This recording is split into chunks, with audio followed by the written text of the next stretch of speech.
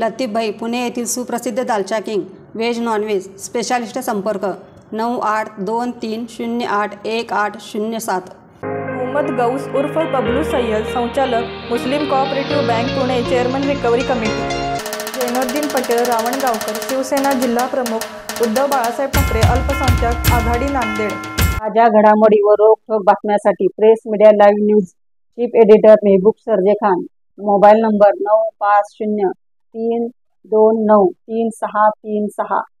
सांगली जिल्ह्यात 16 ठिकाणी भेसळयुक्त शेंदी विक्रीची आस्थापना तात्काळ बंद करावीत या मागणीसाठी पॅन्थर आर्मी स्वराज्य क्रांती सेनेच्या वतीने बेमुदत आमरण उपोषण आंदोलन सांगली जिल्हाधिकारी कार्यालयासमोर सुरू होते। या आंदोलनाची गंभीर दखल घेऊन सांगली जिल्हाधिकारी डॉक्टर राजा दयानिधी यांनी अन्न औषध प्रशासनाचे सहाय्यक आयुक्त राजाराम समुद्रे व राज्य उत्पादन विभाग जिल्हा अधीक्षक प्रदीप पोटे यांना कारवाई करण्याचे आदेश देण्यात आले होते।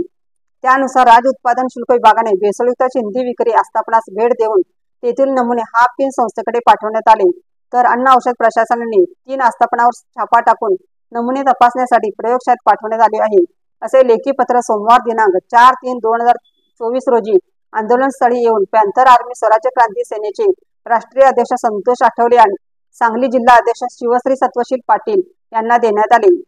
यावेळी अन्न व औषध प्रशासनाचे सहाय्यक आयुक्त राजाराम समुद्रे यांनी आंदोलक सत्वशील पाटील यांना सरबत देऊन आमरण उपोषण आंदोलनाची सांगता करण्यात आली।